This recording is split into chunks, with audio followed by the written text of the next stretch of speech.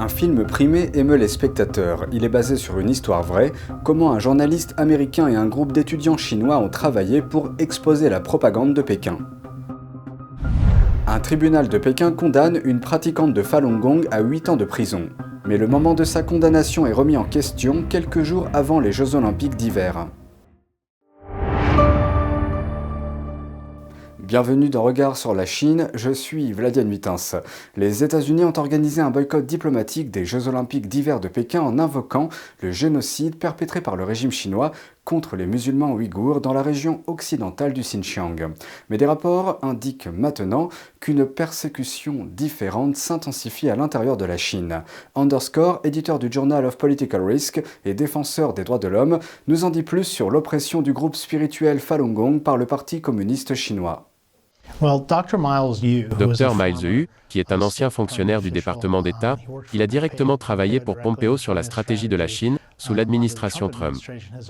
Il a fait valoir qu'il y a en fait plus de preuves de génocide sur les gens du Falun Gong que sur le peuple ouïghour. Nous devrions donc vraiment penser non seulement au génocide des Ouïghours, mais de manière certaine au génocide du Falun Gong et potentiellement même à un triple génocide incluant les Tibétains. Il s'agit donc véritablement des jeux du génocide. Le tabou sur ce qui se produit à Pékin en ce moment est en train d'être levé, et nous devons vraiment nous en préoccuper. Alors quelle est la solution à ces violences à l'encontre de ces minorités religieuses? Je veux dire, quand on y pense, la Chine est à l'autre bout du monde, qu'est-ce que l'Américain moyen peut faire pour changer les choses? L'Américain moyen, je veux dire, le boycott des produits chinois est une chose. Porter ce boycott à un niveau plus élevé en est une autre, en termes de sanctions économiques contre la Chine, de tarifs douaniers sur les produits chinois. Les tarifs ne devraient pas être limités aux États-Unis, nous devrions les étendre. Les Européens devraient étendre ces tarifs à leur propre pays, les Japonais, les Sud-Coréens, en gros tous les pays qui croient en la valeur de la liberté, de la démocratie, devraient commencer à fermer l'économie chinoise jusqu'à ce qu'ils changent leur approche des droits de l'homme, qu'ils améliorent les droits humains. Donc avec la persécution du Falun Gong, nous avons vu des tribunaux indépendants, des livres de David Kilgour qui exposent même la récolte brutale, vous savez, le prélèvement forcé de ces organes sur ces dissidents politiques et ces minorités religieuses. Est-ce quelque chose que nous avons déjà vu dans l'histoire ? Je ne le pense pas. Je pense que c'est unique à la persécution du Falun Gong et d'autres minorités par le PCC. Mais c'est surtout le Falun Gong qui en est victime, notamment parce qu'ils font partie des personnes les plus saines de Chine, en ce sens qu'ils rejettent l'alcool, qu'ils rejettent le tabac. Et pour cette raison, leurs organes ont tendance à être plus sains que les autres. Et malheureusement, cela a fait d'eux une cible des professionnels de la santé du Parti communiste chinois. Un film primé a fait pleurer les spectateurs. Il raconte l'histoire d'un reporter américain désabusé et d'une équipe d'étudiants innocents qui risquent tout pour exposer la propagande mortelle du Parti communiste chinois.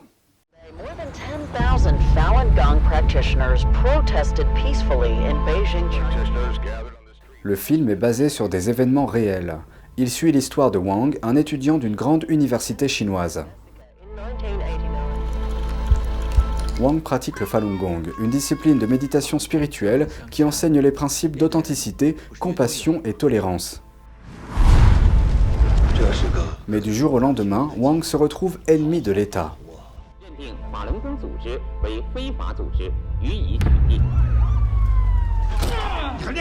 C'est après que Pékin a lancé une campagne nationale de répression contre cette pratique. Alors que Pékin intensifie sa campagne de persécution et fabrique de la propagande pour diffamer les pratiquants de Falun Gong, Wang rencontre Daniel, un reporter américain qui s'efforce de trouver un sens à sa profession. Ensemble, ils sont confrontés à un choix, dire la vérité au péril de leur carrière, voire de leur vie, ou garder le silence. The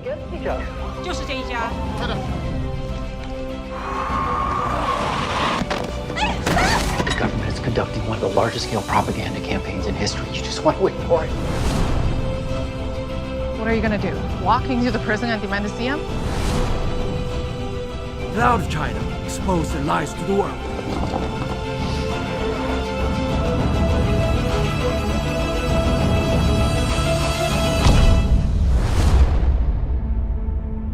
Dans le Delaware, le sénateur Dave Lawson a donné son avis sur le film. Shocked, amazed, Certainly felt that I was way behind in what was going on when this started in 1999, and now 23 years later, this is now just coming out. I'm embarrassed I didn't know more. À Los Angeles, une spectatrice dit qu'elle a dû retenir ses larmes. All these people that are being persecuted and are victims in China and anywhere else under a totalitarian regime, we just want to let them know that we are going to be praying for them.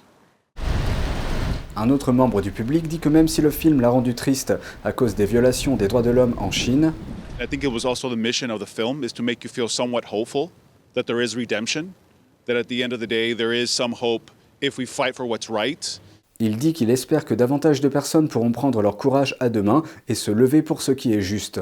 I really hope that they find it in themselves, like that character who's willing to sacrifice his family, his child, his wife, in order to stand up for what's right. That's a very difficult choice to make. It's much more comfortable to stay where you are and to be silent and to continue to do what you do and just go along with the story. But to find it in yourself, to stand up and do what's right, we all have to do that. En ajoutant que si les gens sont prêts à s'exprimer, ils peuvent réussir à changer les choses. À l'approche des Jeux Olympiques d'hiver de 2022, un tribunal de Pékin a condamné une pratiquante de Falun Gong à 8 ans de prison. Elle fait partie des 11 citoyens chinois qui ont été détenus l'année dernière pour avoir fourni des informations aux médias étrangers lors de l'apparition précoce du virus en Chine. Une habitante de Pékin affirme que sa famille est déchirée pour la deuxième fois en l'espace de 15 ans seulement. Bien qu'elle ait vécu comme une citoyenne honnête, elle risque maintenant une peine de 8 ans de prison. Elle a été condamnée à cette peine quelques semaines seulement avant le coup d'envoi des Jeux Olympiques d'hiver dans la ville. Aujourd'hui, un avocat spécialisé dans les droits de l'homme attire l'attention sur cet incident et condamne la ville qui accueille les Jeux, Pékin. The International Olympic Committee should open its eyes to the current situation of human rights in China under the Chinese Communist Party and should not continue to cooperate with it. Xuna est une pratiquante de Falun Gong. Cette discipline spirituelle est basée sur les principes fondamentaux d'authenticité, de compassion et de tolérance. Mais en 1999, le régime chinois a jugé que la popularité de cette pratique constituait une menace et a lancé une campagne de persécution à l'échelle nationale pour l'éradiquer. La persécution avait déjà visé la famille de Xu une fois auparavant, alors que le monde se préparait pour les Jeux Olympiques de 2008. La police de Pékin a arrêté Xu et son mari il y a 14 ans, en janvier 2008, au nom d'un soi-disant contrôle olympique. Peu après leur arrestation, le mari de Xu est mort en détention. Her husband was persecuted to death 14 years ago. 14 years later, she is imprisoned and sentenced to 8 years. Le même parallèle semble se répéter, cette fois à l'approche des Jeux Olympiques d'hiver de 2022. Au début de la semaine dernière, elle a été condamnée à près de 10 ans de prison et à une amende de plus de 3 000 $. Son crime, avoir expliqué la vérité sur la situation de la pandémie en Chine. It's true that she was sentenced to 8 years. Others got 5 or 4, but her sentence this time is especially heavy-handed. Xuna est l'un des 11 citoyens chinois qui ont été arrêtés l'été dernier. Ils ont été punis pour avoir publié des photos documentant la situation réelle pendant les épidémies de Covid-19 en Chine. Tous sont des pratiquants de Falun Gong. Xuna is not only innocent, but also meritorious. Wu dit que l'histoire de Xu devrait être plus que suffisante pour sensibiliser la communauté internationale. Les Jeux de 2022 font de Pékin la première ville à accueillir à la fois les Jeux Olympiques d'été et d'hiver. Et ce, malgré les appels internationaux au boycott total en raison du bilan du régime chinois en matière de droits de l'homme, qui, selon certains critiques, devrait disqualifier la Chine en tant que pays hôte. C'est tout pour aujourd'hui, merci d'avoir suivi Regard sur la Chine, on se retrouve demain pour une nouvelle émission, prenez soin de vous et à bientôt.